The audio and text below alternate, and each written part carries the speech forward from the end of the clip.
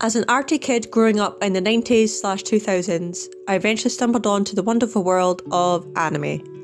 I remember looking up how to draw videos on YouTube and I found one on how to draw anime faces and I was hooked. I've watched some amazing shows, some not so amazing shows, and some absolute rubbish.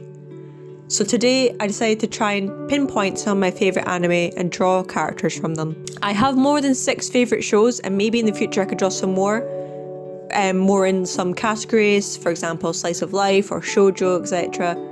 But for now, here are just some of my favourites. So some of my favourite anime are The Melancholy of Haruhi Suzumiya, Lucky Star, Clannad After Story, Suduru Children, Snow White with Red Hair, and The Ancient Magus Bride. Let's get to it. The Melancholy of Haruhi Suzumiya is one of the first anime I remember finding on YouTube. I think it was the Hair Hair Yuki dance that the anime used for the ending theme. It's probably one of my guilty pleasure anime and one of the first anime DVDs that I owned, and I still actually own it. I haven't watched it in a while, but I love the characters, and Kyon, the main character, reminds me of my husband quite a bit with his cynical view on life. While Haruhi was the first, Lucky Star was definitely the second that I found on YouTube. Again, probably through the dancing opening credits. This is my introduction to a Japanese school slice of life. I loved how chill and nice it looked. The girls were just hanging out with each other and going to school, which at the time was exactly what I was doing with my friends. Now, Clannad is really good, I really love it, but I love After Story so much more. It was refreshing to see what happened to these high school characters after high school, something that I never saw at any point in any other show. This is also the first anime to make me cry. I sobbed at this when I watched certain episodes. I was so upset when I went to school the next day and someone asked me if I was okay. I was not.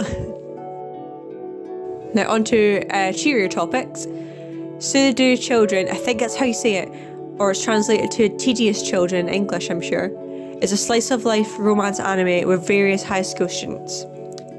This anime is really refreshing that there's so many different types of relationships going on, and it's just a realistic look at having crushes, your first love, everything like that. One couple are trying to confess to each other, one couple have started their dating journey, one couple realise over the course of the show that they're gradually getting a crush on each other despite being friends. There's so many different archetypes and I really, really like it. I really like fantasy worlds, especially medieval type ones. So me and my husband discovered Snow White with Red Hair a few years ago. I loved it. Again, it's a slice of life romance anime, but it does it so well. Shirayuki is a town pharmacist, and through certain events she meets Prince Zen and they form a realistic romantic relationship, gradually getting together and actually becoming friends and knowing the person first. And finally, The Ancient Magus Bride. I mentioned that I love fantasy, but I love it when it's combined with myth and legends. This anime had me so excited when it came out. I was waiting for this to come out. It's set in Britain, which I'm quite familiar with certain myths and monsters that come from there. And it's such a beautiful show. I waited weekly for when this was coming out, when it was airing. I've always wanted to see what was happening next as well.